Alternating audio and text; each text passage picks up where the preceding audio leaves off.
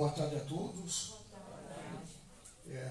Eu sei que vocês não teriam mais nada a fazer depois do almoço, às 2 horas da tarde, né? A não ser assistir uma palestra sobre autismo, né? Principalmente porque nós, como latinos, né, temos o nosso hábito de fazer a siesta, né? Eu, quando estou em casa, estou no meu escritório, são 40 minutos. Né? Eu aprendi muito bem quando eu fui dar aula no Paraguai, em Assunção. Né? Eu almocei, né? Eu tinha que dar aula à noite só, vou conhecer a cidade, né? E a cidade toda fechada, né? Estava todo mundo dormindo, até na rua, né? E depois a gente veio saber, né, que eles eram muito sábios, já os hispânicos que trouxeram esse hábito para as Américas, que exatamente 40 minutos é o tempo que os pilotos de drone nos Estados Unidos são obrigados a fazer a cada 2 horas de pilotagem. Né? Ou seja, ele ajuda o cérebro a se recondicionar, a usar melhor o recurso da glicose, né, com esse repouso, que ele faz uma pequena reorganização, parte daquela que a gente faz no sono. Né? Então, durante essa apresentação que nós estamos até ansiosos de apresentar, visto que nós estamos num momento significativo, estamos aqui na Semana do Autismo, estamos num momento em que há um grande despertar pelo tratamento, né? Apesar de alguns acharem que, até denominarem que o autismo não é uma doença, né? Mas a gente esquece das comorbidades, né, que se desenvolvem ao longo do autismo. A esquizofrenia é um grande exemplo, né? E que nós temos toda uma ideia e uma interpretação das terapias do autismo baseado em medicamentos. Né? Ou seja, a partir da década de 60, né, começaram a surgir uma gama enorme de medicamentos que foram muitos originados de produtos químicos. Né? Tem um livro específico, até que esse repórter jornalista, ele não morreu porque ele escreveu um livro falando só da indústria química, e dos cartéis da indústria química dos medicamentos de uso psiquiátrico. Né? E ele coloca com todas as letras os malefícios que esses produtos trazem ao cérebro, né? Principalmente com o uso prolongado. Né? E quando nós entramos na casa de Davi, há 5 anos atrás, nós tínhamos exatamente uma visão que ao longo do tempo se demonstrou inadequada. Né? Ou seja, nós vamos fazer uma terapia baseada em clínica, olhamos o perfil desses meninos que estão na nossa instituição, principalmente aqui de Atibaia, que são 86 meninos, né? E que perfil que eles tinham de tratamento, né? O que nós fazíamos, né? Em parte fazíamos coisas certas, né? Atividade física, por exemplo, ela ajuda muito, né? A buscar a socialização, fazendo eventos, passeatas, caminhadas, né? Todavia, o que a gente tinha de dificuldade é de entender a relação de tempo disso. Nós temos pouco tempo, né? Vocês vão ver nessa apresentação que a gente tem pouco tempo. E que nós começamos a pesquisar no mundo todo o que é que se fazia exatamente, tanto para o autismo, para outros distúrbios mentais, em relação a terapias que curassem, que não remediassem, né? Que trouxessem uma independência, como não acontece com os medicamentos. Né? Então, hoje, o paciente que toma o tarja preta, ele é um dependente químico do medicamento. Né? Apesar que muitos usam por terem sido dependentes químicos de drogas pesadas. Né? Mas nós, na verdade, só trocamos a química. Né? O que nós vamos verificar no mundo todo é que existe um conjunto de terapias baseadas em uma análise mais profunda do que é o autista. Né? O autista tem uma visão e uma definição muito clínica do seu diagnóstico. Até a definição do diagnóstico, ela é imprecisa, ela é muito difícil às vezes. Muitos pais nem percebem que os seus filhos são autistas, né? Somente quando eles entram numa relação um pouco mais grave, com a relação social ou a relação de de agressividade, que percebem que tem um filho com uma relação diferente, apesar de terem nascido e se desenvolvido bem até os 3, 4 anos. E isso então veio demonstrar que nós tínhamos que trabalhar em uma linha diferente. E dessa linha diferente nós fomos buscar nas universidades italianas, principalmente. A Itália desenvolve, na verdade, a Itália descobre, os alemães pesquisam e os americanos transformam em negócio. E com isso a gente percebeu que hoje nós temos uma gama enorme de processos que são inovações. Então, com isso, nós desenvolvemos um projeto que está dentro desta linha de inovações tecnológicas. Muito bem. Então, recomendo a vocês que, se quiserem pesquisar, pesquisem esses 2 livros, cada um custa em torno de R$80, R$85, O Cérebro que se Transforma e O Cérebro que se Cura, de um psiquiatra chamado Norman Deutsch. Ele faz um trabalho muito interessante, passeia pelo mundo todo, onde ele encontra casos de terapias que resolveram sem medicamento. E ali, com detalhe, ali O Cérebro que se Transforma, também no YouTube tem um filme de 1 hora, 1h30, e com isso nós temos aí também essa relação. Estamos recebendo agora o nosso presidente. Obrigado, senhor presidente. Nosso superintendente, nossa coordenadora, que estiveram em árduo trabalho. Tudo bem? Tudo bem? Então aqui a gente coloca, para quebrar essa reação que nós temos do que eu vou falar para vocês, de aparecer efetivamente uma relação muito diferente, essas 2 frases do Einstein. Tem várias, mas algo só é impossível até que alguém duvide e prove o contrário. Eu acho que essa é uma relação muito interessante para aquilo que a gente vai apresentar para vocês. E a outra, a mente que abre para uma nova ideia jamais voltará ao seu tamanho original. Porque ela fez o quê? Ela fez plasticidade. Está lá. O cérebro nunca se transforma e muda a cada pensamento. Em todo momento que você estiver pensando, o seu cérebro está mudando. E isso faz com que nós tenhamos uma janela enorme para avaliarmos o desenvolvimento de novas terapias.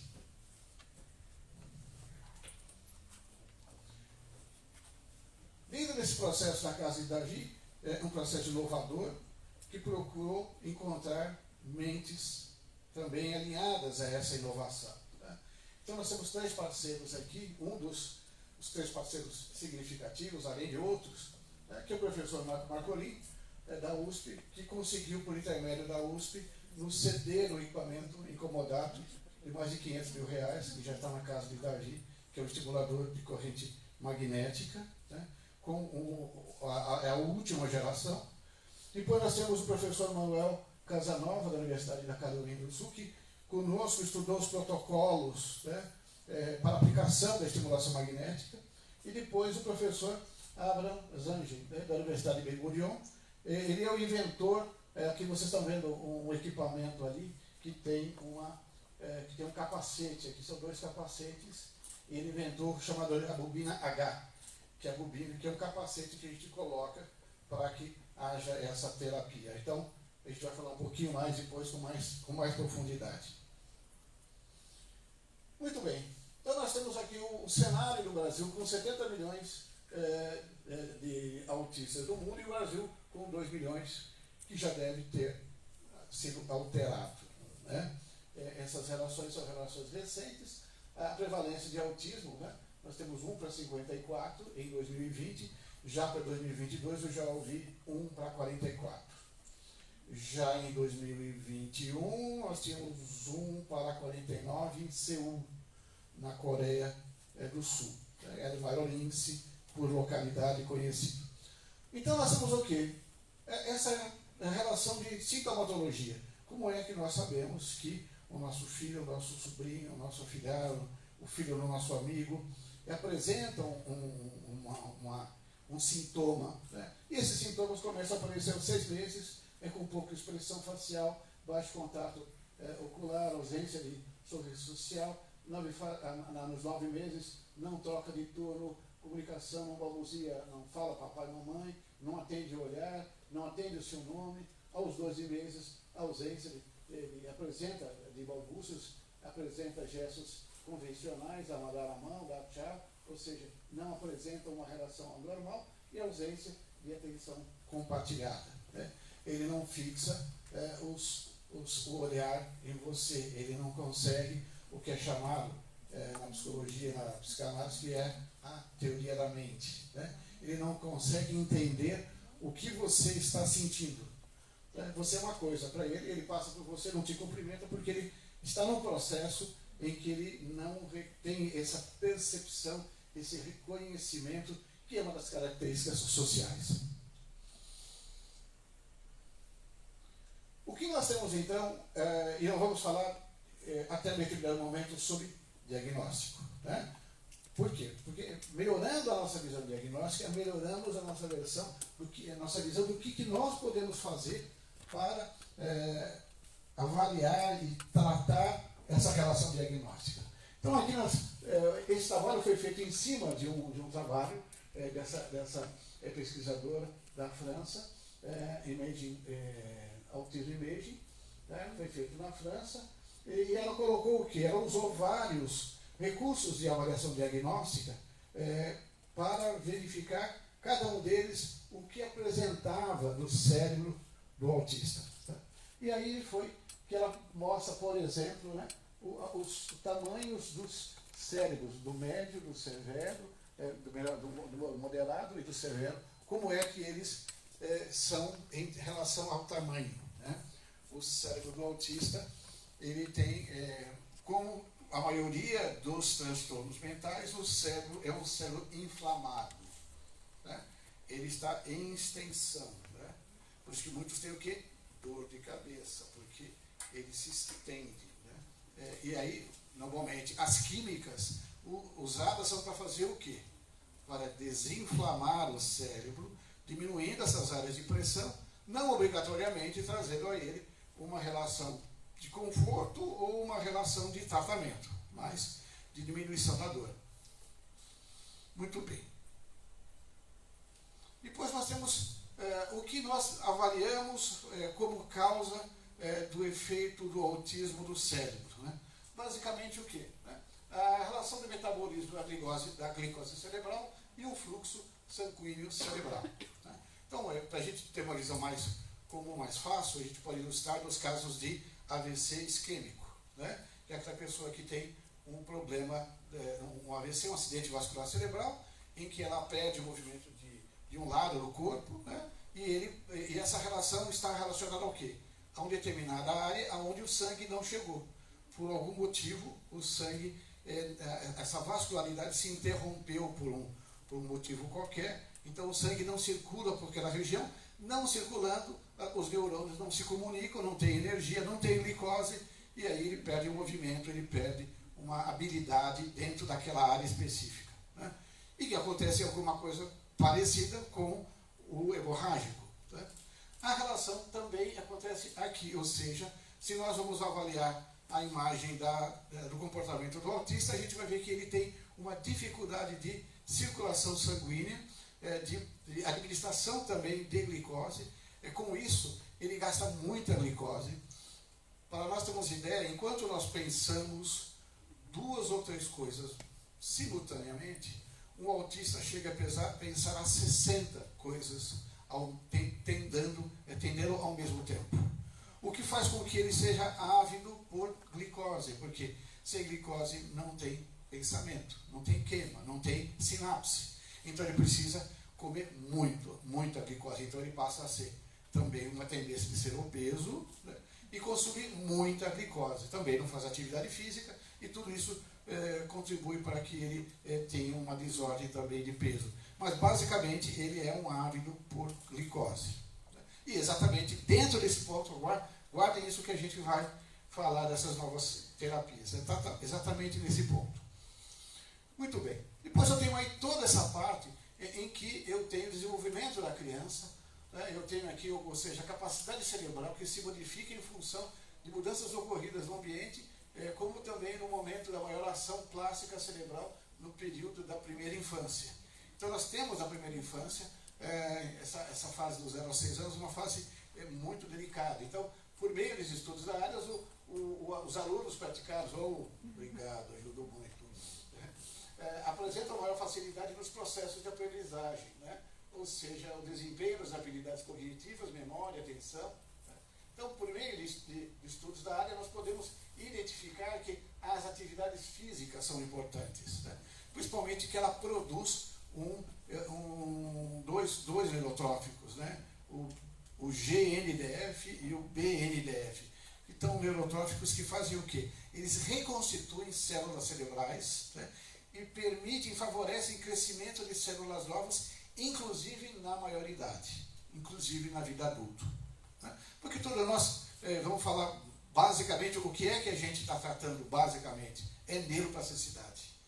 É uma reprogramação, é uma remodelação do cérebro para que ele possa usar áreas menos ativas e trocando por áreas mais ativas. Né? É que ele troque de área a partir de um processo de terapia cognitiva, né? Ou seja, as terapias, o TCC, por exemplo, que é a terapia cognitiva, ela continua sendo aplicada juntamente com o processo de estimulação.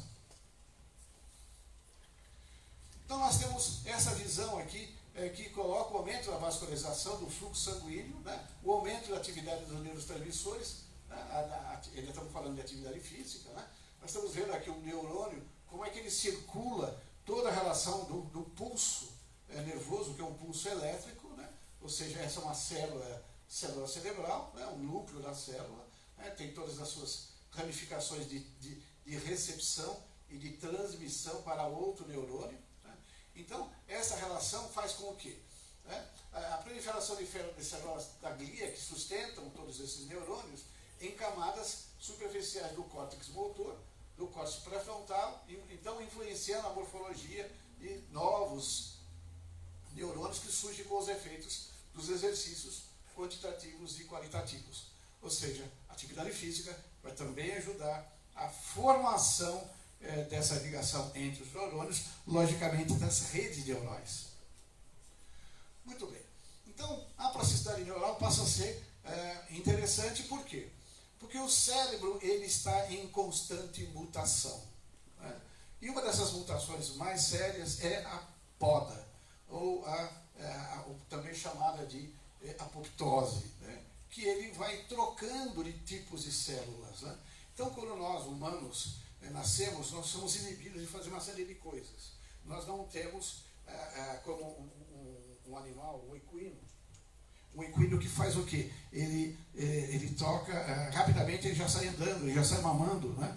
Nós não, nós precisamos ter um tempo maior e assistência dos pais. Então, nós recebemos uma quantidade maior de um tipo de célula espelho, né? De neurônio espelho, para copiar o pai, para copiar a mãe. Né? E em um determinado momento, lá em torno dos 3 anos, há uma avaliação do uso desses neurônios. E aí é feita essa troca. Por quê?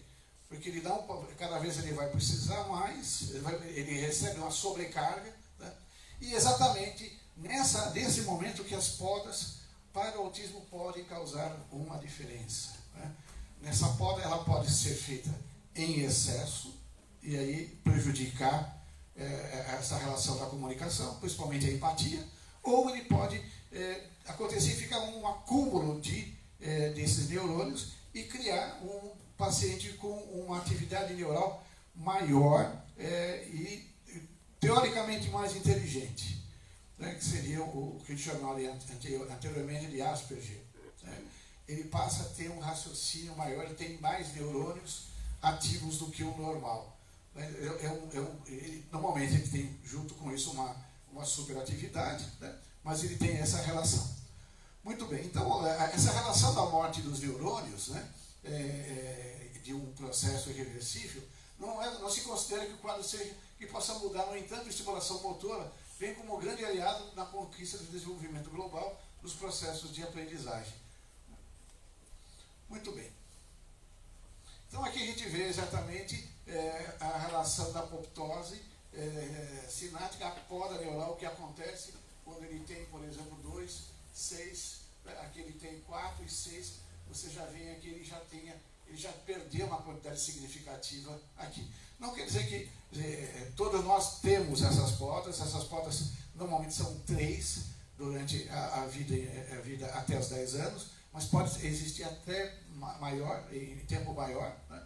Mas normalmente para o autismo ela faz essa diferença. Muito bem, então nós começamos a entender agora quais são as áreas fundamentais que afetam o comportamento do autismo. Se formos mapear todo o cérebro, encontrando todos os locais onde o cérebro pode apresentar uma anomalia, seja ela morfológica, né, em termos de forma, ou em termos elétricos, a gente vai encontrar alguma coisa como 46 áreas diferentes. Né? Mas estas áreas são as mais comuns: o cerebelo, a amígdala, o hipocampo, o corpo caloso e o símbolo. Cada uma delas descrita aqui. Né? Então temos aqui o cerebelo, essa base muito importante na visão do tratamento do autismo, muito importante. Na visão aqui também das amígdalas, que é memória, hipocampo, que é memória, né? O corpo caloso, que faz a comunicação entre os dois hemisférios. Né? É triste dizer isso, mas vocês mulheres são mais inteligentes do que nós, por causa do corpo caloso. Né? Porque nós homens, o nosso corpo caloso deve ter assim, normalmente 20 milímetros, né? E a mulher chega até 40 milímetros, o dobro. Isso quer dizer que a mulher transita neurônios, circuitos neurais em uma velocidade maior, porque ela tem uma pista mais larga, né? O que faz com ela que ela se intitule a fazer várias coisas ao mesmo tempo, né? Pegar o telefone, fazer as unhas ao mesmo tempo que assiste a televisão, né?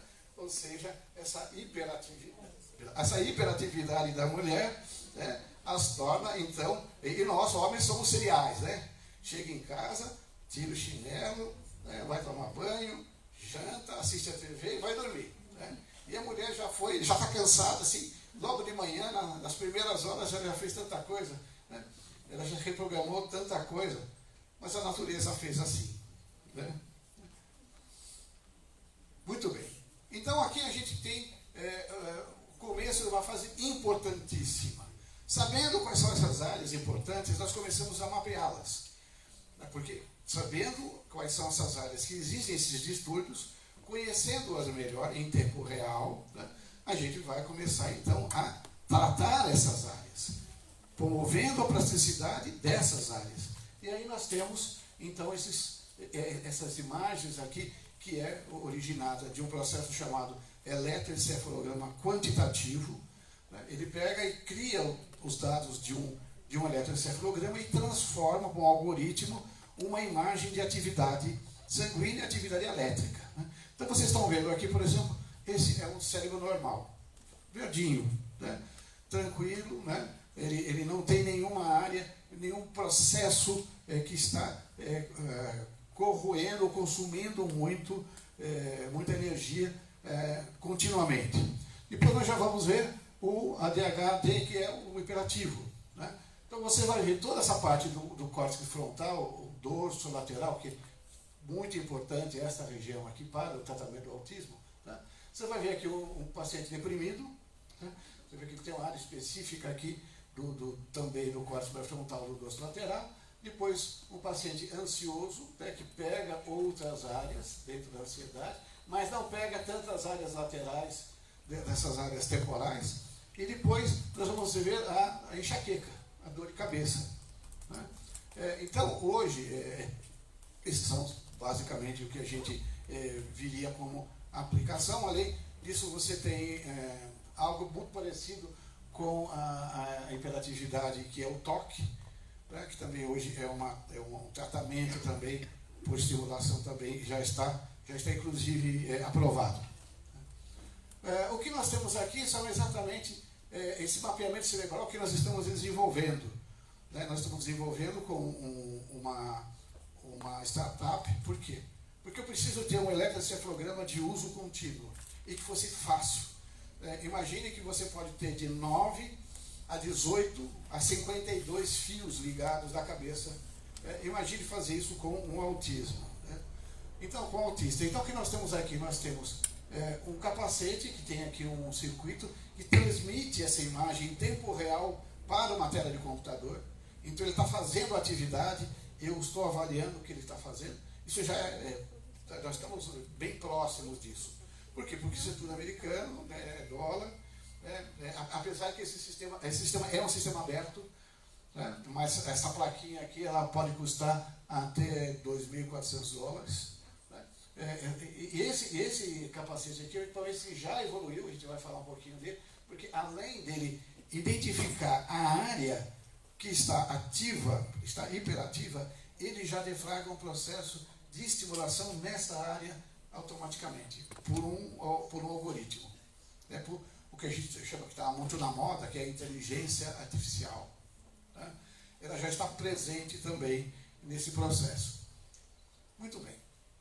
Aqui nós temos também outra opção de avaliação diagnóstica, que é o uso do mesmo sinal do eletroencefalograma para uma tomografia de baixa resolução, chamada Loretta.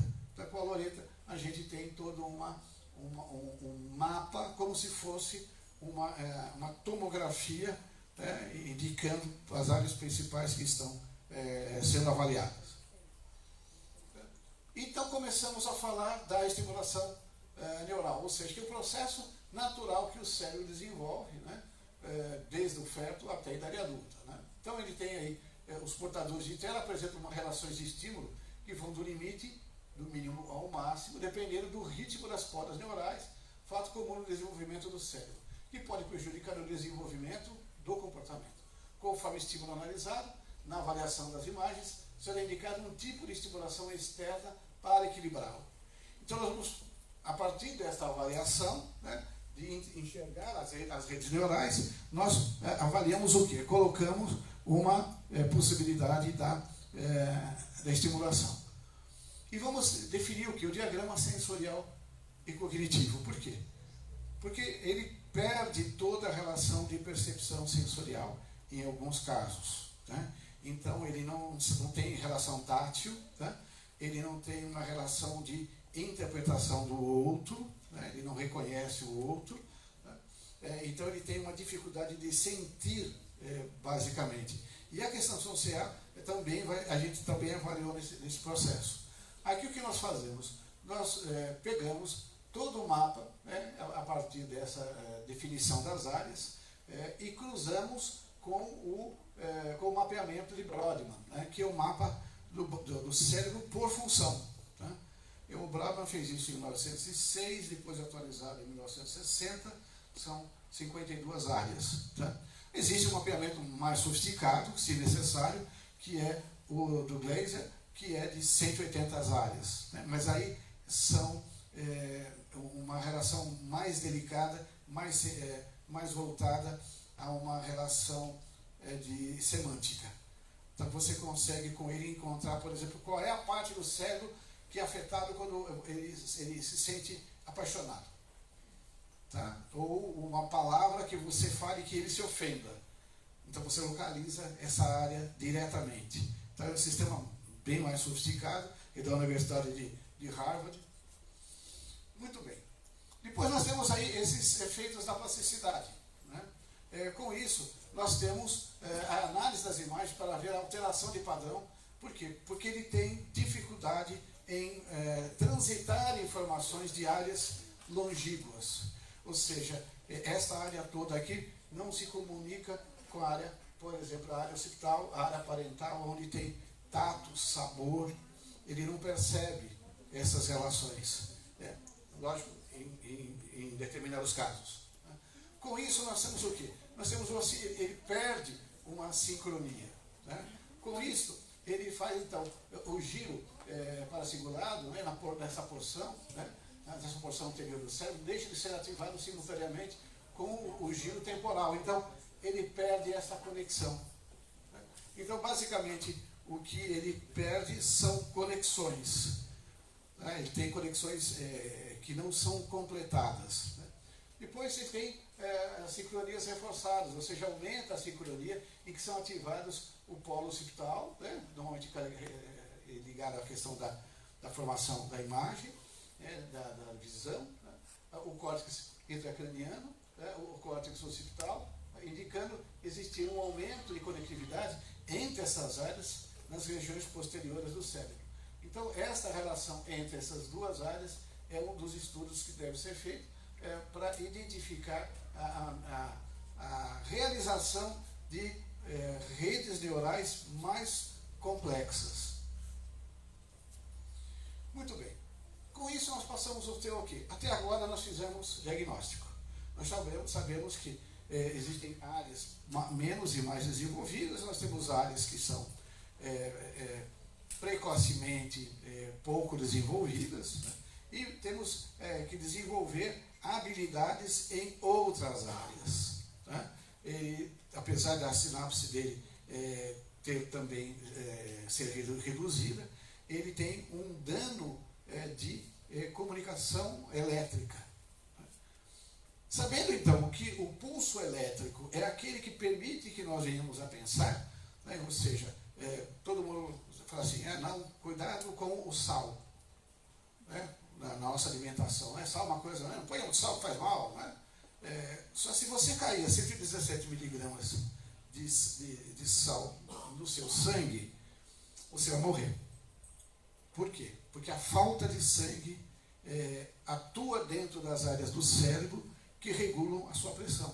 Então a sua pressão vai cair, a sua pressão vai aumentar, a tal ponto que você... A reposição são 100 ml por dia durante 6 dias, para você repor o sal de uma pessoa que ficou com níveis abaixo. Né? Por que o sal é tão importante? Porque é ele que permite fazer o pulso elétrico. Né? Vocês vão lembrar da escola, né, na área de aula de ciências, que tinha lá um pote de vidro com água, que tinha uma lâmpada, um fio que passava direto e um fio que passava pelo pote. E a lâmpada ligada na tomada. A lâmpada não acendia. Só que aí você colocava sal dentro desse pote e a luz começava a acender. Você aumentava a condutibilidade até ela ficar saturada e a iluminação acontecer. Isso é o que acontece no nosso neurônio. Se eu não tenho sódio, se eu não tenho potássio e se eu não tenho cálcio, eu não tenho o pulso, que é o potencial de ação de uma célula se comunicar com a outra. Então não tem função. O neurônio não se comunica com ninguém, não tem pensamento. Né? E essa é uma das relações importantes a serem avaliadas nesse processo. E o que a ciência desenvolveu nesses últimos anos? Né? Na verdade, nesses últimos 2000 anos. Imaginem que lá na Grécia Antiga você tinha uma dor de cabeça. O que os médicos da época faziam? Levavam você a um criadouro de peixes, que tinha um peixe chamado peixe torpedo, né? Parente da nossa enguia. Né? Eles pegavam o peixe torpedo e colocavam em cima da sua cabeça. Né? E você levava um belo de um choque. Né? E com isso veio demonstrar de que, imagine naquela época, né? Não tinha tomografia, não tinha ressonância, mas eles já sabiam que um peixinho não é só bom na fritura, mas também na cabeça. E com isso se desenvolveu, né? Estamos na Idade Média, né? Com o Faraday, né? A famosa garrafa de Faraday, né? Que foi o começo da descoberta. Vocês não imaginam, né? Nós só podemos usar pilha, a nossa pilha, né? Por quê? O Volta arrumou uma encrenca com outro cientista, era o Aldrini, que o Aldrini falou da atividade elétrica usando o quê? Usando a questão do pulso elétrico no músculo. Né? E ele criou a pilha de Volta, né? Para dar o choque na perninha da rã e a rã se mexer, mostrando que havia condutibilidade nervosa a partir de um pulso elétrico. Né? A mesma coisa nós estamos falando de agora olhando para dentro do cérebro, não mais na parte externa. Então nós temos o quê? Nós temos formas de neuroestimulação. A forma de neuroestimulação e os processos de neuroestimulação estão transcritos em 4, 5 livros aqui no Brasil de autores nacionais, originalmente especializados, alguns que também estão em Harvard, e que tem uma relação extremamente já bem descrita. Então nós temos aqui a estimulação do magnetismo estático, do ímã. Tá? Existe um estudo do ímã na Espanha para portadores de deficiências físicas que apresentou um resultado fantástico. Nós temos aqui a corrente alternada e corrente contínua. Né? Corrente alternada tem um produto chamado Wallace Fisher, custa $600, você pode comprar no eBay, né? E ele faz tratamento de dor de cabeça, de dor, né? E é liberado por FDA. Nós temos a corrente contínua, né? Que é uma bateria de 9 volts colocado no couro cabeludo com uma solução sabina e que faz uma descarga elétrica de 2 miliamperes envolvendo a área que você mapeou que está hiperativa ou hipoativa. Tá? E nós temos essas duas. Se tiver tudo bem, está tudo verdinho. Vocês viram naquela imagem, fica tudo verdinho, está tudo em ordem. Mas se uma dessas áreas está mais ativa do que outra, nós perdemos uma coisa chamada homeostase. É bonito esse nome, né? Homeostase quer dizer equilíbrio. Né? O corpo são é o corpo que está em equilíbrio. Quando você está com uma infecção na unha, você não está com homeostase. Por quê? Porque o teu corpo todo está se concentrando lá para tratar daquela infecção. Tá? Ou qualquer outro problema. Né?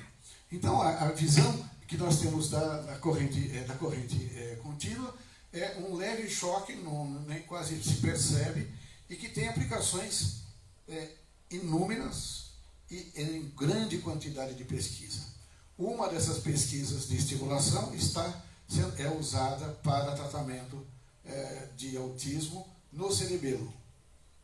Isso é o professor chamado Peter Tsay, que tem um trabalho muito interessante. Por quê? Porque essa área não foi uma área pesquisada e ele precisou de pesquisar e encontrou resultados interessantes. Depois nós temos a estimulação magnética, que é aquela que nós estamos nos preparando já há bastante tempo. Só falta um detalhe, dinheiro. Mas é um detalhe. Aqui todo esse produto, nós ganhamos o equipamento para fazermos estimulação da Universidade de São Paulo, tá? O equipamento está aqui já em Atibaia, mas eu preciso calibrar esse equipamento. Né? Ele ficou fora de uso há algum tempo, apesar de ser um equipamento de ponta, né? E a empresa é uma empresa que, para fazer isso, custa algumas dezenas de libras esterlinas, porque o equipamento é britânico. Né? A bobina é israelense, mas o equipamento é britânico. Então nós estamos nessa fase de arrumar os recursos para podermos utilizar esse equipamento para, inclusive, dentro do Instituto Davi, que é o que a gente está desenvolvendo para atendimento dos pacientes com transtornos mentais gerais em nível de ambulatório. Né? Nós não é que fazemos um desserviço, mas quando nós deixamos de atender um paciente com autismo na idade adequada, nós estamos decretando essa criança a ser um possível autista severo com muita dificuldade de se recuperar. Tá? Então, esse é o grande esforço da Casa de Davi hoje, exatamente trabalhar nesse ambulatório, né? Porque ele é uma medicina preventiva dentro da evolução do autismo. Com isso, então, nós temos ainda o laser frio, que promete muito, muito. O laser frio, por exemplo, hoje é usado pela USP, nos toras clínicas, na área de ortopedia, nos trauma crânioencefálico, com o quê? Com um capacete de mais de 200 LEDs para recuperação do neurônio, por luz, por LED vermelho. Né? O LED ele vai de 2 centímetros até 18 centímetros dentro do cérebro. E ele reconstitui a mitocôndria. Ele reconstitui a célula, o núcleo da célula neural. Tá? Com isso, então, ele faz com que essa célula volte a ser condutora de eletricidade, a receber o sangue, ela volta a funcionar. A gente não pode esquecer que nós temos 86 bilhões de neurônios, mas a gente vai perdendo isso no nosso desenvolvimento. Quando acontece um trauma, pior ainda, nesse trauma há uma perda, uma morte de neurônios quando é um trauma encefálico. Às vezes perde-se até massa encefálica num tipo de acidente, né? E essa terapia é usada, se vocês entrarem no jornal da USP, vocês vão encontrar essa utilização. Por último, na frequência sonora, que é a música, a musicoterapia, né? Tanto a atividade física, de bater, de usar o instrumento, mas como o ouvir da música, principalmente músicas mais complexas. Anitta não dá certo. Tá? Confesso que nas pesquisas não usaram a Anitta, o Pablo, não sei das quantas, aí, não dá certo, não vamos usar isso. Agora, se quiser usar o Beethoven, Mozart, né, Beethoven tem a Quarta Sinfonia, tem o Moderato do Mozart, tem uma indicação, mas por quê? A gente sempre tem que falar o porquê. Porque quando fala, não, música é boa, todo mundo gosta de música, né? É fantástico. Mas por que ela faz bem para o cérebro? Porque ela ordena o cérebro. Né? Ela busca sincronia. Tanto que a música é uma derivação jazzística, né? Certo, doutor Nilson? Né? Ela vai e volta. Aí ele vai, tem a variação, aí ele volta. É a mesma plástica que ele vai encontrar no cérebro para o processo chamado careamento, né? Descoberto por um físico suíço em 1860, né? Onde as vibrações ordenam e transmitem vibrações para outros corpos sem ter contato. Tá? Com isso, então, nós partimos para quê? Partimos para uma avaliação mais rápida, ou seja, eu preciso avaliar a química do paciente autista. Sim, ele tem problemas dentro dessas deformidades, áreas do cérebro que não funcionam bem, não produzem bem. Ele tem problemas gastrointestinais extremamente delicados. Não esqueçam que a síntese da maioria dos neurotransmissores acontece aonde?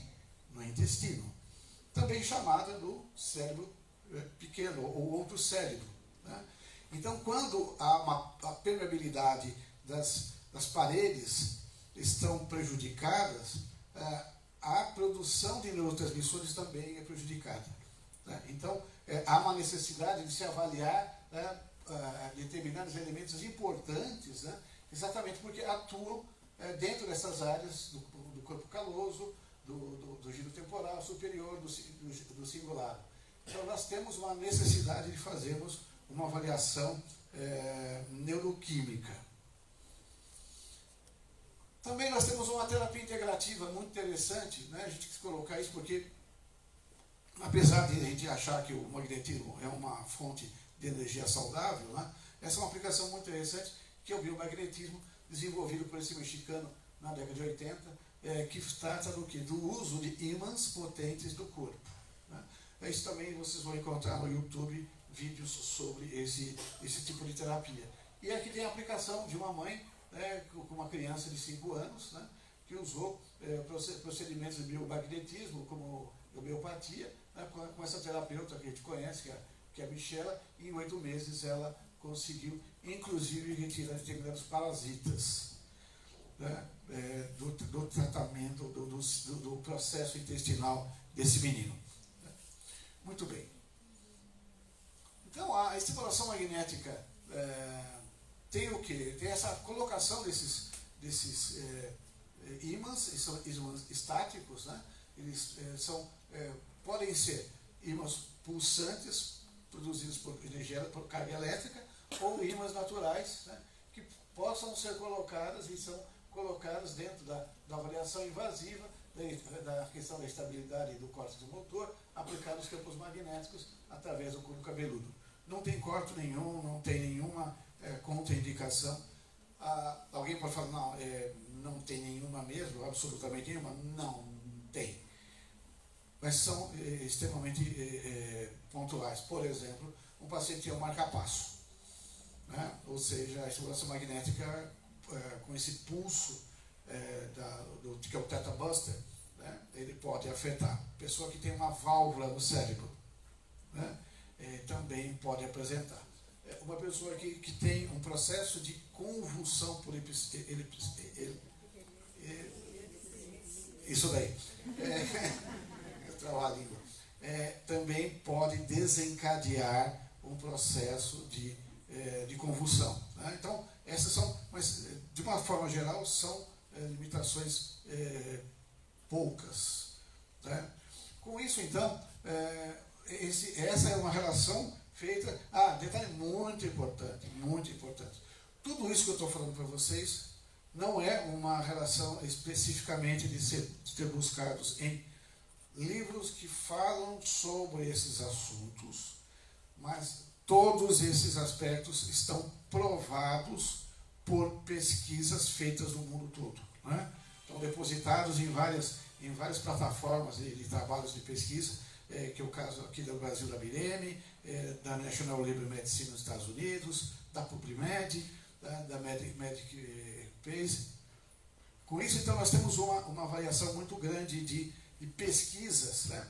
E nós até encontramos aspectos interessantes sobre determinadas pesquisas, que são pesquisas que efetivamente são muito bem avaliadas, mas que se colocam que deve ser feito mais pesquisa.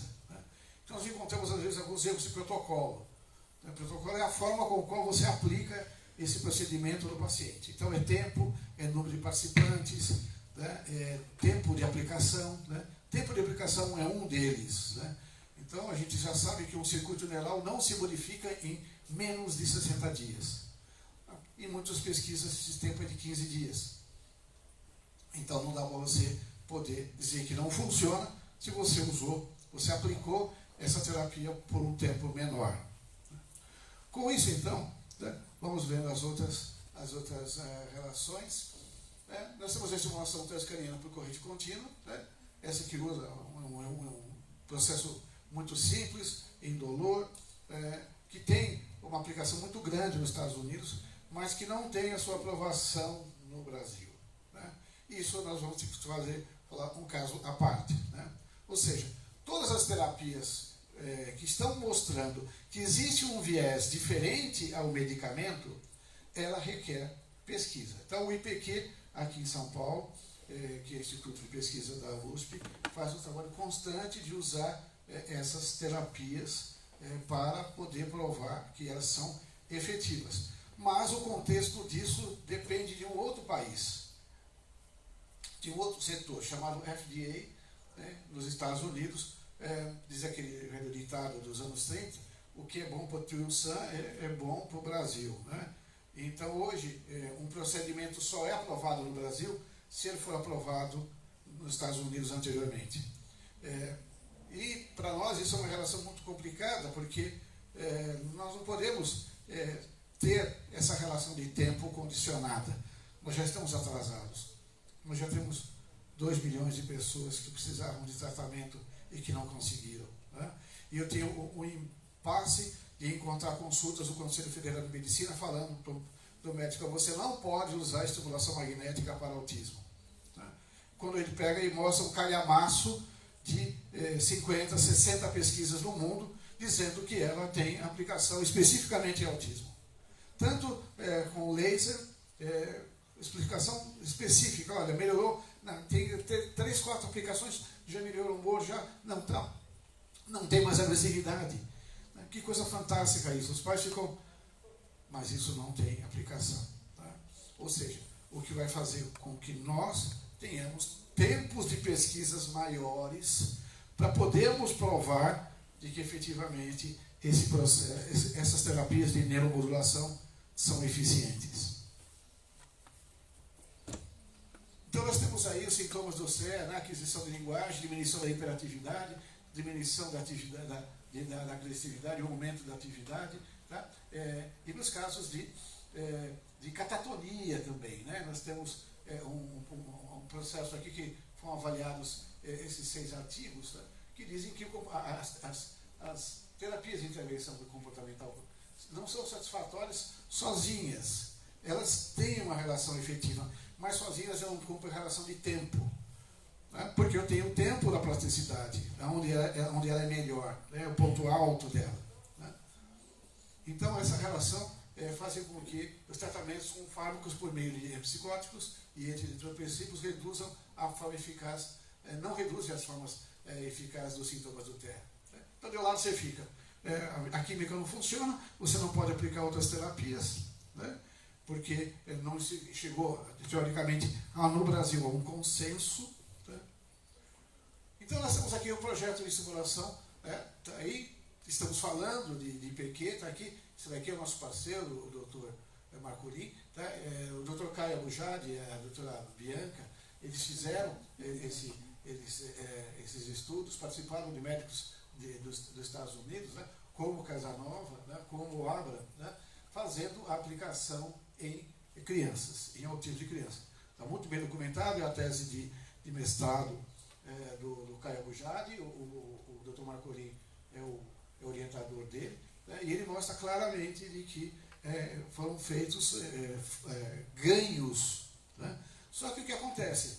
Ele precisa ter uma quantidade expressiva, tanto que hoje, por exemplo, um dos poucos processos de utilização da estimulação magnética, o Theta Buster, para a depressão, foi aprovado no Brasil por causa desse homem aqui. Ó. Ele foi lá, brigou com o Conselho Federal de Medicina, pegou todas as pesquisas, teve ajuda muito grande do professor Manuel Casanova, tá? E conseguiu provar de que para a depressão você tinha uma resposta muito boa, e hoje é um dos paradores para a depressão e agora para toque. Porque 2 meses atrás foi aprovado o toque nos Estados Unidos. Muito bem. Então, o que nós estamos prevendo é que esses equipamentos sejam vestíveis. Tá? Tanto a estimulação por corrente contínua, né, com laser, como o próprio capacete para fazer. Eu posso fazer as duas coisas. Eu posso avaliar o cérebro dele no terminal, né, transmitindo o efeito do exercício ou da estimulação, né, e como isso está acontecendo em tempo real, né, sem ter que ter um investimento enorme como uma tomografia computacional funcional. Aqui nós temos o laser, né, ele tem uma relação importante nessa questão da função mitocondrial, né, então essa questão que os fótons vermelhos, né, usados de todos esses processos, e atende o quê? A tratar também outros processos, não só do autismo, como do Alzheimer também. Né? Tem uma aplicação muito grande. Opa, perdão.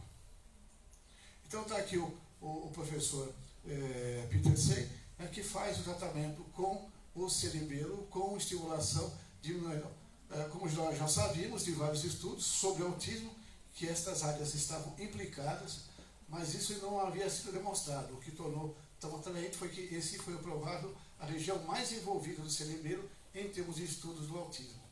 Ou seja, essa relação do dorso do lateral esquerdo do cerebelo. A musicoterapia é outra relação importante, nessa relação não só na relação social, de participar disso em grupos, né, ter convivência em grupos, mas também pelo efeito da música dentro das redes neurais. Né? Ou seja, a busca do entendimento e do reconhecimento do compasso, né? Da velocidade do compasso, do ritmo. Né? Essas regiões, a música, ela mexe com o cérebro praticamente todo, né? Nessa interpretação de entender essas vibrações todas. Então temos aqui as áreas, exatamente as áreas que são atuadas, né? Então, córtex motor, movimento, pré-motor, criação expectativa e violação de satisfação expectativa, córtex auditivo, né? Etapas da audição, som, percepção, ou seja, como a gente viu, a música está atuando com o cérebro todo. Então aqui exatamente o corpo caloso, né? Reconhece o momento esquerdo, direito, córtex sensorial, feedback de toda essa área, córtex auditivo, a presença de atendimento da área de de ouvir o som e percepção de análise dos tons. O hipocampo, memória musical, porque ele que dá essa relação. Então nós temos aí realmente uma outra faceta de aplicarmos isso em conjunto. Né? Depois nós temos uma outra técnica que também a gente está estudando, ela é um pouquinho mais complicada, que é essa Noelsen. Né? É uma técnica sensorial desenvolvida, se não me engano, foi na Holanda, né? na Holanda, nos anos 70, que tem uma série de recursos hoje luminosos, né? E que fazem com que ele interaja e melhore a sua relação de percepção. De diminuir, por exemplo, a piscina de bolinha iluminada, né? Então as bolinhas são transparentes e a banheira é iluminada, então vai se trocando as cores, né? E ele vai ganhando estágios diferentes. Logicamente, hoje, sempre quando não se observa o cérebro em tempo real, a gente não sabe da efetividade da resposta para isso, né? Se efetivamente aquilo está dando resultado. O uso do audiovisual, tá? Há uma tendência do autismo ao uso de aparelhos digitais, principalmente do celular. Tá? Naquele primeiro livro vocês vão ver o professor Meredith, ele desenvolveu um software chamado Fast Forward, que é um software joguinho que treina o cérebro para autistas e pacientes com hiperatividade. Né? Desenvolveu essa plataforma. Né? Então, hoje o que tem é uma forma, né? O autismo adulto na área da acadêmica é pouco requisitado, não se tem poucos resultados obtidos, até que apresentam sucesso no autismo infantil e juvenil. Então, necessita para o adulto algumas adaptações. Por quê? Porque nós queremos fazer a interatividade. Né? Então, que ele interaja como um formato de jogo. Né? E ele interaja com aquela sua comunidade, seu pai, sua mãe, né? Dessa forma. Né? Então, o que vem a ser isso aqui não é uma televisão. Isso é um display de touch, né? Tem uma moldura que se aplica à TV e você coloca exatamente essas figuras, que são as figuras da vida dele. Nós, dentro desse processo, sonhamos com o processo de desinternação. Tá? Então, aqui ele vai ter contato com o convívio da sua família. E vai tocar, e quando ele toca uma música, toca um perfume, né? Que é o mesmo perfume da cama que ele usa na instituição e a cama dele, lá da casa, quando ele voltar. Né? Ou seja, eu estou melhorando essa questão sensorial dele para que ele tenha uma percepção mais coligada à imagem, à família. Essas conexões não são feitas. Eu estou criando sinapse, estou criando circuito para isso. Né? E com isso, então, eu tenho toda uma forma de interagir. Né?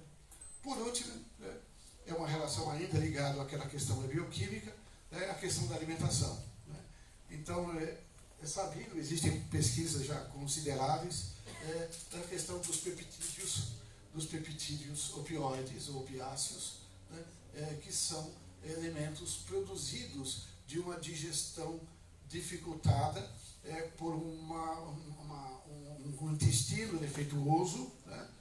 Que apresenta o quê? A produção, na ingestão do glúten e da caseína, apresentam a produção de um peptídeo opioide, que é um peptídeo ligado à sensibilidade. Então, ele não tem dor. Então, numa crise de agressividade, ele quebra uma televisão, certo, doutor Wilson? Quantas você já trocou? Né? Portas, porque ele não sente dor. Né? O problema é que, para mim, tirar o opiáceo dele, tirar o glúten, tirar a caseína, custa R$4.000 por mês, por interno, que é a dieta sem glúten. Né? Então, nós temos muitas dificuldades, ao qual nós buscamos encontrar e mediar cada uma delas na medida de cada caso. Né? Seria interessante nós aplicarmos para todos? Não, é um medicamento caro. Né? Então, com essa é a nossa apresentação, que tem a seguinte intenção, né? De tornar crítico a vocês, tornar presente a possibilidade de se ter terapias de estimulação neural para o autismo de qualquer tipo, seja ele do leve, do moderado, do severo, né? Em que nós buscaremos e precisamos buscar, não posso dizer nem mais dados científicos, nós já temos eles em uma quantidade já considerável, mas temos iniciativas, né? Ou seja, que nós possamos praticar isso, né, de uma forma construtiva, né?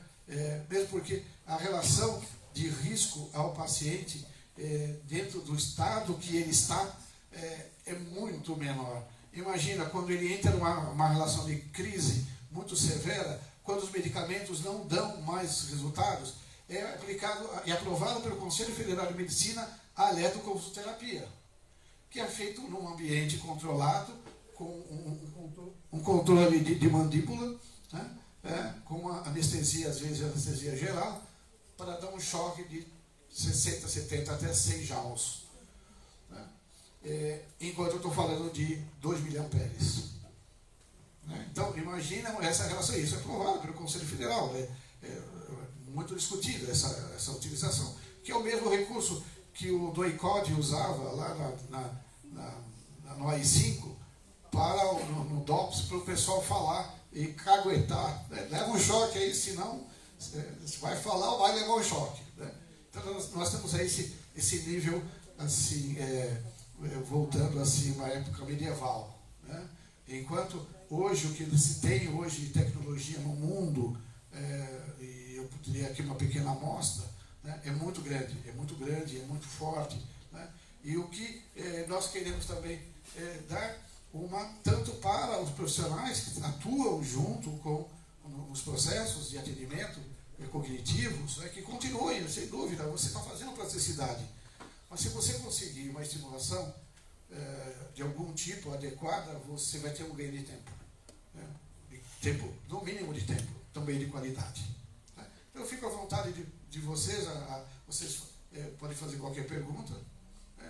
Aquela que eu não souber responder, eu não falarei nada, mesmo porque eu sempre digo que quando a gente fala dessa relação, é uma relação científica. E nós não podemos mais, é muito comum aparecer na tela da televisão, das revistas, alguma notícia que fala que determinada coisa fez bem para o autismo. Né? Eu tenho um problema isso, né? Pegar um livro, eu já tive que saber esse livro qual foi a última edição dele, né? Se essa pesquisa, quando é que ela foi feita, né? E pode ser que ela já não tenha mais significado, né? Ela já tinha evoluído, às vezes, dado a ter pouco trabalho naquele assunto, eu vou ainda investigar um pouco mais, né? Mas de ter certeza de que nós caminhamos de uma forma concreta para um novo visual, um novo caminho, uma nova esperança a ter um tratamento, né? Não mais uma carga de remédios, né? Os neurolépticos, por exemplo, eles são tão bons, que o paciente que usa mais de 10 anos tem 60% de ter uma síndrome neuroléptica maligna, que é um travamento da glote e morrer de asfixia. Então, fora as questões renais, fora o trato renal, que também tem as suas toxicidades também muito aumentadas. Ok? Fico à disposição. Muito obrigado.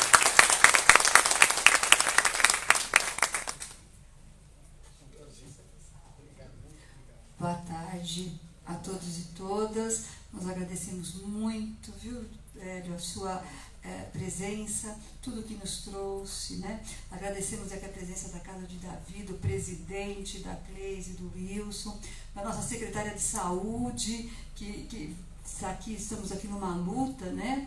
O vereador Júlio Mendes estava presente, mas ele desmarcou uma agenda, mas teve que sair rapidamente, mas conseguiu ouvir a palestra inteira, né? A Keiko Ota, né, nossa companheira querida aí do Legislativo, que tantos anos aí trabalhou em prol desse tema, né? Agradeço a presença aqui da APAI, do programa Criança Feliz, que é um programa desenvolvido pela assistência social e que faz visitas domiciliares semanalmente às crianças entre 0 e 3 anos. Então, um momento bastante interessante para que elas possam prospectar, né, de forma preventiva a questão do autismo e de outras questões. O nosso presidente do Conselho da Pessoa com Deficiência, que também nos apoia bastante, a nossa diretora, que está aqui cuidando desse tema tão importante da pessoa com deficiência, Roberta Barsotti, que foi vereadora, que traz aí um conhecimento nessa área, trabalhou nessa área há muito tempo. E quero dizer da nossa alegria de receber hoje aqui o nosso vereador Jorge, lá de Guarulhos. Então, o vereador Jorge, ele tomou conhecimento dessa nossa ação pelo Facebook, nós o convidamos, pedimos que ele viesse fazer uma fala, porque o vereador, ele é autista, ele levanta essa bandeira, ele nos auxilia, e são pessoas como ele que nós precisamos para ver na prática, né? Especialmente nós aqui em Atibaia, que estamos buscando novas formas de inclusão, né? De inclusão de todas as deficiências, mas especialmente o autismo para nós é muito difícil. Então eu queria pedir ao vereador Jorge que viesse aqui, depois a gente faz aí uma falinha final, né? E já agradecer a presença dele, viu? Estar aqui conosco nessa tarde, por favor. Boa tarde, Célio. Tudo bem? Hélio, né? Hélio Borim. Parabéns pela explicação. É uma boa tarde para todos aqui. É um prazer imenso participar desse seminário de vocês. Entender que realmente o autismo hoje é uma causa muito especial, da qual todos nós temos um grande interesse em ajudar, né? Enquanto políticas públicas, né, seu Hélio? E enquanto governantes de cidades. Eu sou vereador na segunda maior cidade do estado de São Paulo, que é Guarulhos, uma das cidades mais difíceis de se alcançar uma cadeira legislativa, né? A segunda mais difícil do nosso país, né? Com quase 1.400.000 habitantes, e a gente enfrenta lá muitos desafios, principalmente na causa da inclusão, né? Que hoje, como o Dr. Hélio estava apresentando aqui, e eu estava apreciando a apresentação dele, né? Hoje essas alternativas ligadas à ciência, né, é muito importante, porque o autismo hoje, né, seu Hélio, não é algo ainda totalmente definido, né? Então nós ainda não temos a certeza de como o autismo realmente, né, como realmente as pessoas acabam tendo esse transtorno. Eu tenho um autismo leve, eu tenho 38 anos de idade, descobri o autismo há 5 anos, através do meu filho Theo, que é autista, também leve, né? E desde então, na minha infância, a minha mãe sempre tratou de mim achando que eu tinha uma doença psicossomática, chamada síndrome do pânico. É uma doença que infelizmente não tem nada a ver com autismo, né? Só que a gente, quando falava em autismo há muitos anos atrás, as pessoas imaginavam que o autista é só aquela criança, né, mais severa, que hoje é visto como mais severo, que se bate, que se joga. Nós temos autistas, assim como eu, que têm algumas limitações, né? Inclusive até falei para a senhora, né?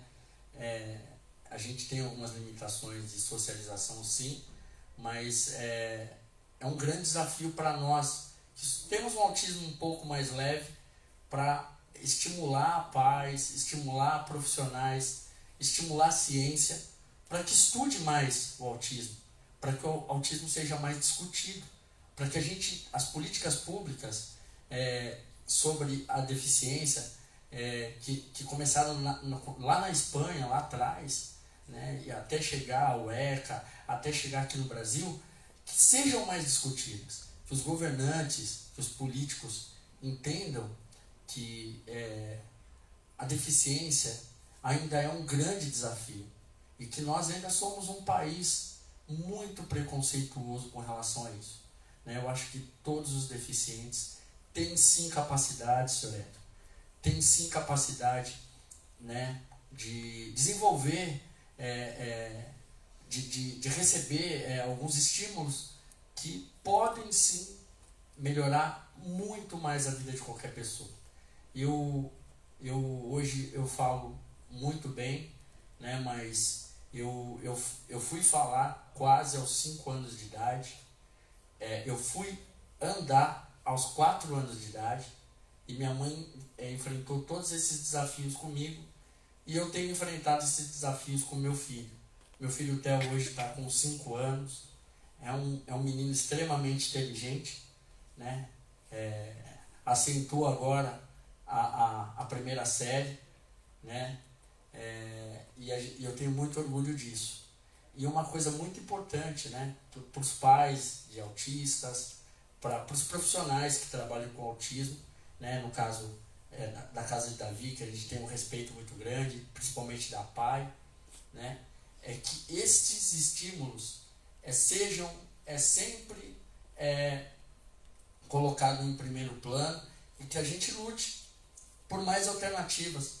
Eu estava vendo aqui, senhor Hélio, atentamente, e eu quero muito estudar isso, porque isso realmente é uma inovação tecnológica. E por que não usar a tecnologia em favor de tantas coisas, né? E a gente fica muito triste quando as pessoas... Eu, por exemplo, quando fui tomar posse o ano passado, né, e eu fiz a minha campanha baseada no empreendedorismo, porque eu sou empreendedor na minha cidade, e eu nunca quis usar o autismo como bandeira política, porque eu sempre tive muito medo que as pessoas falassem: está usando o autismo para se promover, né? Eu tenho um filho autista, eu defendo a causa, só que aí eu percebi que a causa é muito maior do que qualquer capacitismo, a causa é muito maior do que qualquer preconceito, e que eu tenho que levantar sim essa bandeira, e que eu tenho que gritar nos 4 cantos do mundo, e que eu tenho que cobrar a política, os políticos, eu tenho que cobrar a sociedade, para que a gente possa dar qualidade de vida para as pessoas que têm alguns desafios, porque o autismo não é uma doença. E eu me lembro como se fosse hoje, no dia que eu fui tomar posse, a TV da minha cidade, jornais da minha cidade, foram me entrevistar e perguntaram para mim: Jorginho Mota, como que você se sente tendo essa doença, né? Como é que você acha que você tem plenas condições de ter essa doença e poder ocupar uma das 34 cadeiras do Legislativo? Eu fiquei muito triste, né? Assim como eu fiquei triste agora recentemente quando um jornal da minha cidade, um jornalista bem conceituado, brincou comigo, né, publicamente numa reportagem, porque eu sou o primeiro parlamentar autista do Brasil, né, reconhecido inclusive pela revista Autismo, né, e ele brincou comigo, por eu defender algumas causas dentro da cidade importantes, por me posicionar politicamente. Ele brincou comigo. Numa matéria no portal dele, ele escreveu: o primeiro vereador autista do Brasil. E eu fiz uma fala acalorada, né, tá no meu Instagram, eu fiz uma fala acalorada, estou processando o jornalista, porque o capacitismo não pode existir. A sociedade tem que entender que nós autistas temos condições sim de chegar onde nós queremos chegar, onde nossos sonhos podem chegar. Eu me lembro muito que a minha saudosa mãe, que faleceu há 2 anos, vítima de um câncer, o sonho dela era ver um filho vereador. Ela não conseguiu ver, mas todos os estímulos, todas as forças que ela teve para me ajudar valeram a pena. Então, eu acho que hoje, né, nessa tarde, é um prazer. Muito obrigado por abrir esse espaço, né?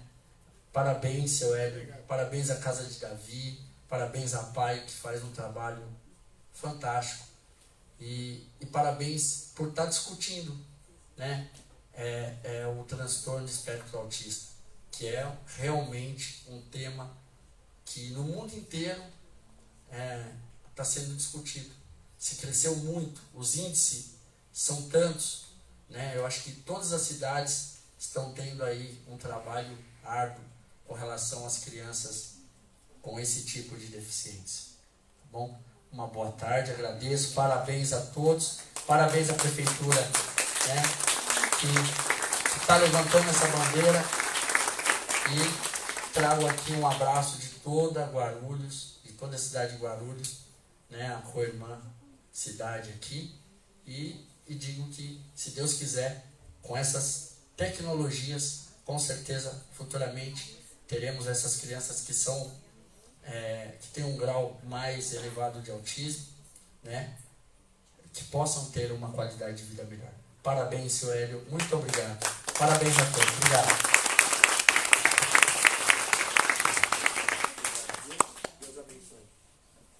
A gente é que agradece, né, Jorge, pela oportunidade de ouvir esse depoimento, né?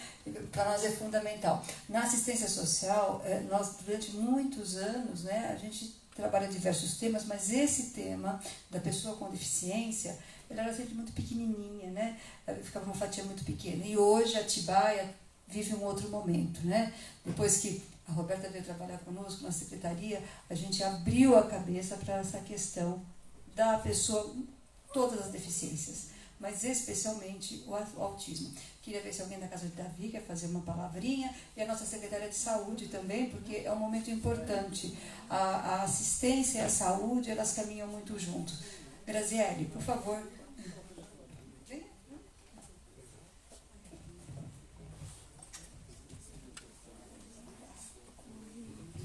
Bom, boa tarde a todos. Eu quero agradecer imensamente o convite aqui para a Casa de Davi, essa parceria. Minha querida Magali, uma amiga querida, Roberta, né, que vem com essa força nova aí com relação à pessoa com deficiência de modo geral.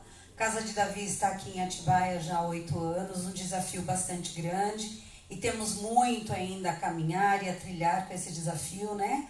Realmente essa bandeira. Keikota, obrigada pela presença, vereador também, obrigada pelo seu depoimento emocionante e inspirador para todos nós. Então aqui, seu Hélio, muito obrigada ele tem conhecimento assim, gente, dá para nós fazermos encontros mensais aqui, ele tem muita coisa para passar, eu acho que nós temos de fato que aproveitar isso, porque conhecimento nunca é demais. O tema é importante, né? E a gente não pode fingir que não existe e que a gente não está vendo que do nosso lado sempre tem alguém que precise disso.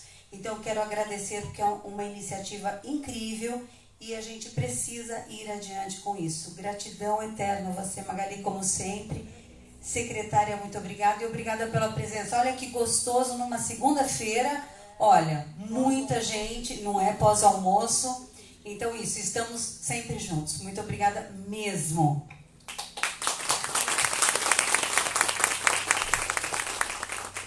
Boa tarde a todos.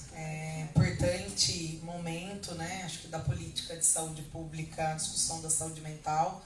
E é um momento muito oportuno estarmos falando de autismo. Acho que é a pauta que eu tenho mais discutido ultimamente. Primeiro, a gente dizer da dificuldade hoje do Sistema Único de Saúde em olhar para as questões referentes à política de saúde mental e dentro da política de saúde mental, a saúde mental infantil. É plano de trabalho da nossa gestão, do nosso governo, a estruturação da rede de atenção psicossocial aqui em Atibaia e com ele a estruturação dos dispositivos, né, dos serviços de base comunitária. A questão do autismo aqui vem me agoniando bastante, né? Eu acho que espaços de formação, que é o que o senhor propôs para a gente aqui hoje, Hélio, é fundamental. Acho que o conhecimento ele é um iceberg, né? A gente só vê a pontinha dele e a gente precisa ir buscando esse conhecimento. E a estimulação neural é uma técnica já bem utilizada na saúde, né? Acho que o Hélio fez uma reflexão muito importante de um momento muito cruel da saúde mental, de que quando a gente utilizava essas técnicas como castigo, como punição, e não como técnicas de assistência à saúde. Então, acho que a sua colocação foi muito feliz, né? E nós, sanitaristas, quero fazer referência à equipe de saúde mental que aqui está, na pessoa da Silvia, a gente vive constantemente essa briga, né? Essa luta para desinstitucionalizar, né? É a nossa maior bandeira, essa luta antimanicomial, essa luta anti-institucionalização, né? E quando a gente olha para esses números crescentes de judicialização, a gente olha para esse número crescente de cada vez mais a gente não ter alternativas, né? Porque não é uma internação, às vezes é uma pena, né? Porque aí qual a perspectiva da gente retirar essas pessoas? Então, acho que o conhecimento que você está trazendo, ele serve para a gente ampliar as nossas possibilidades, né? A gente melhorar os investimentos do SUS, porque a gente, muitas vezes a gente usa o recurso para privilegiar uma parcela pequena da população, que é aquele que teve acesso à judicialização, é aquele que muitas vezes... E os demais? Aonde estão? Que assistência eles estão recebendo? Então, a gente recebe essas oportunidades, né? A Magali bem falou, acho que o SUAS e o SUS, eles são primo-irmãos, né? E a educação também, a gente está aqui nessas duas áreas, mas não dá para falar de política para autismo sem envolver a educação. Eu penso que é uma política interinstitucional, intersetorial, legislativa é fundamental, está nessa roda, né? E que nós temos, acho que muito ainda para crescer, para avançar. Reconhecemos a nossa dificuldade, né? E não só em Atibaia, mas no SUS como um todo, inclusive a falta de recursos, né? Porque saúde pública, novas tecnologias, novas estratégias, elas carecem também de investimento, né? A gente sempre, a PAI é uma parceira importante hoje no nosso território, né? A gente sabe que muito da reabilitação e da saúde mental infantil, se não fosse o terceiro setor, a gente patinaria ainda muito mais do que a gente patina. Então, são parceiros importantes e a gente tem como meta, né, Magali, a gente prosperar essa conversa e tentar otimizar tanto recurso, estrutura, pessoal, né, e fortalecer essa linha de cuidado. Então, eu quero destacar aí o papel bem articulado que a Magali tem no território já há muitos anos, né, um trabalho que vem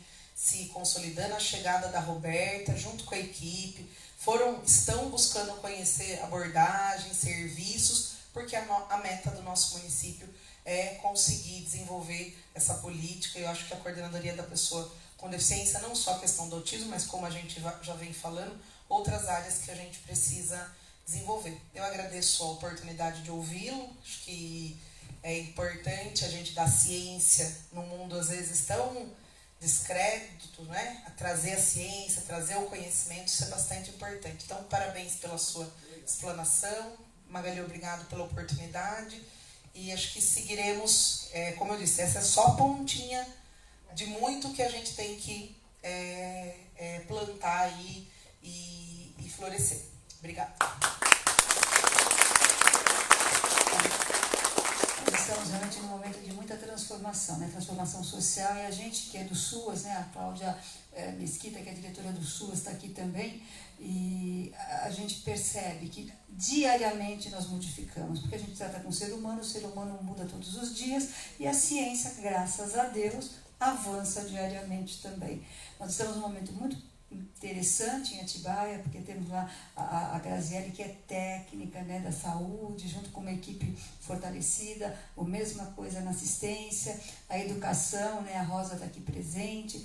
Temos aí um conselho se fortalecendo, que o seu Renato Sozzi, ele foi presidente do Conselho do Idoso durante muitos anos e agora veio para o Conselho da Pessoa com Deficiência. Então, nós estamos num momento muito importante e vamos precisar muito do Dr. Hélio para nos auxiliar, né, com seu conhecimento, com essas tecnologias novas, para que a gente possa aí ofertar uma sociedade com um pouco mais de qualidade. Então, eu agradeço muito a presença de todos. Quero dizer que no dia 13 de abril, às 10 horas, lá no Cinetá, nós vamos ter um evento para registrar a pessoa cega, registrar o Dia da Pessoa Cega, que acontece no dia 4 de abril, né? Dia 8 de abril, né? São tantas datas agora.